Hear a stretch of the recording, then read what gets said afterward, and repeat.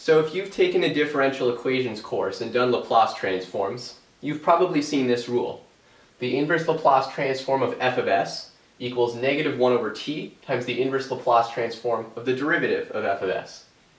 If you've learned this rule, I want you to take it and cross it out of your mind because this rule is wrong. And let's look at why. If you take the inverse Laplace transform of the inverse tangent of 1 over s, you can use this rule, take the derivative of the inside here. What you'll get as your answer is sine of t over t. Now let's look at what happens if you take the inverse Laplace transform of the negative inverse tangent of s. If you use this rule, you'll get sine of t over t. There's something wrong here because we got the same answer, but we know that every function has a unique Laplace transform, which means that if we're getting the same answer out, then we must have been putting the same function in. But these two functions aren't the same. If we just plug in s equals 1, the inverse tangent of 1 is pi over 4, but the negative inverse tangent of 1 is negative pi over 4.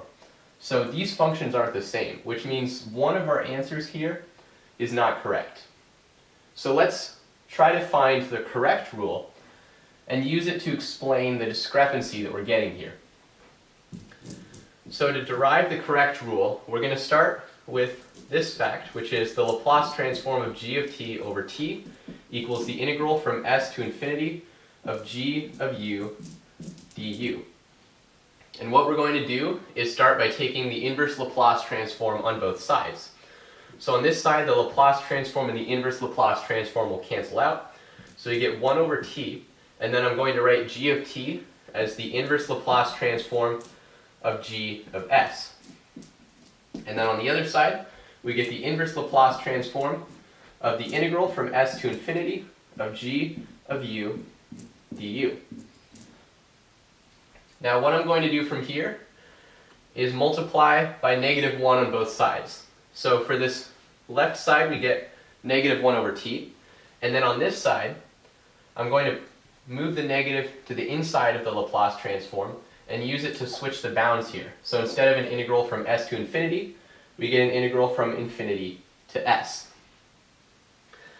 Now from here, I'm going to introduce a substitution. I'm going to say, let g of s be equal to d ds of f of s. What this does is it lets us substitute d ds f of s into our equation and get something more similar to this rule that we had before. So let's see what happens if we substitute this in. We get negative 1 over t times the inverse Laplace transform of d ds f of s. And this is equal to the inverse Laplace transform of the integral from infinity to s, and then for g of u, that's the same as g of s, but with u plugged in. So we can take this formula, plug in u, we get d du f of u du. And now let's focus on this right side a little bit. We see that we have the integral with respect to u of a derivative with respect to u. So when we take the integral of this derivative, what we're going to get is just the same function back. So we're going to get f of u evaluated at s and infinity. And if we evaluate this, we get the inverse Laplace transform of f of s minus f of infinity. Now a useful rule of Laplace transforms is that they're linear, which means that we can split this up into the inverse Laplace transform of s and the inverse Laplace transform of infinity. So we get the inverse Laplace transform of f of s and then minus the inverse Laplace transform of f of infinity. And from here, I'm going to clean the board so that we can continue working up here. So I've written what we had down here up here, and for those of you who are wondering, I did close this bracket. So what we're going to look at now is this part of the equation. How do we deal with the inverse Laplace transform of f of infinity?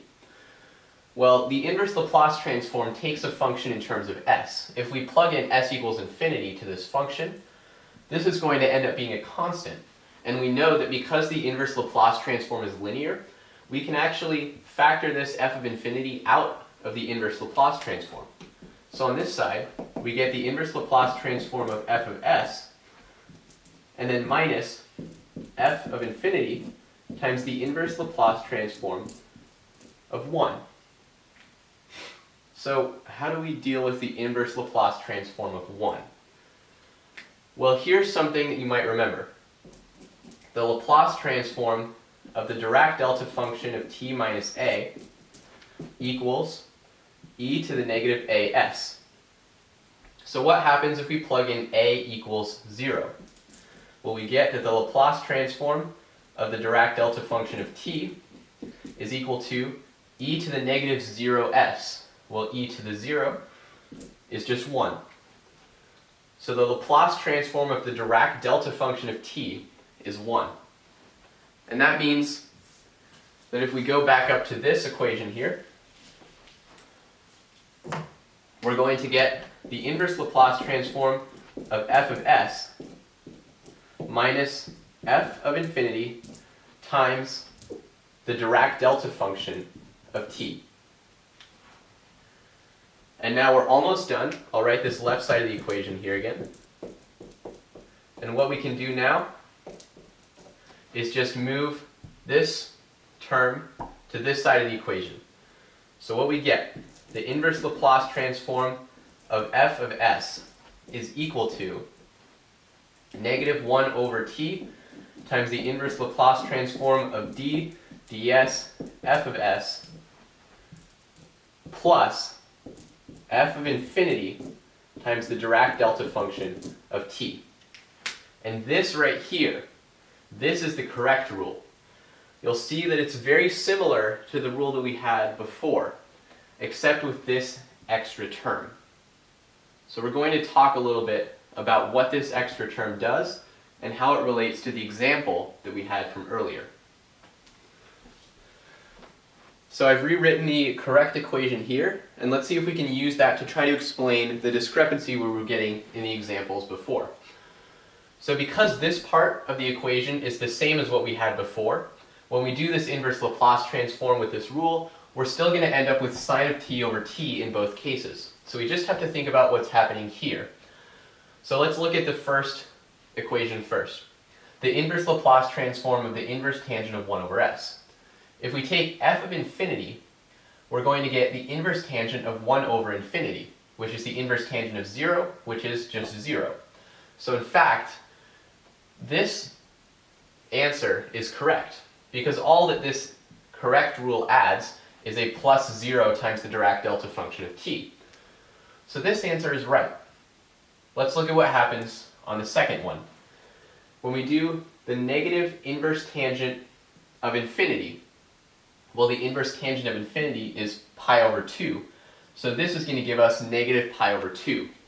So in fact, the inverse Laplace transform of the inverse tangent of s is sine of t over t minus pi over 2 times the Dirac delta function of t. This is the correct inverse Laplace transform of the inverse tangent of s. And you'll notice that the reason that this rule is so deceiving is that this f of infinity term almost always disappears. Let's think about the definition of a Laplace transform, the integral from 0 to infinity of f of t times e to the negative st dt. When we plug in f of infinity, what we're saying is take the limit as s approaches infinity of this integral.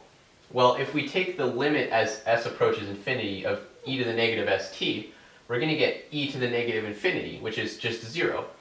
So it seems like every time we do this, we're going to get f of infinity just being 0. But we know that's not right, because we got pi over 2 in this case. So how come when we did this inverse tangent didn't evaluate to 0? Well, the reason is because of the Dirac delta function. So let's think about if instead of just some arbitrary function, we plug in the Dirac delta function here. As s approaches infinity, e e to the negative st goes to 0. Well, that's true everywhere except for one place. When t is exactly equal to 0, no matter how big s gets, e to the negative st is always going to be e to the 0, which is just 1. And the definition of the Dirac delta function is that it is equal to 0 at everywhere except for t equals 0. And all of its area comes from the point where t equals 0. So in fact, the Dirac delta function doesn't care about s going to infinity, because for the Dirac delta function, at t equals 0, this term disappears, and all we get is 1. So that is why sometimes the Laplace transforms don't go to 0. It's because of this Dirac delta function not caring about this e to the negative st when t is equal to 0.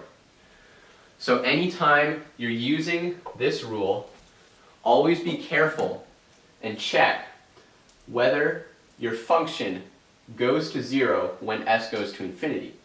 If it doesn't, you're going to need this extra term.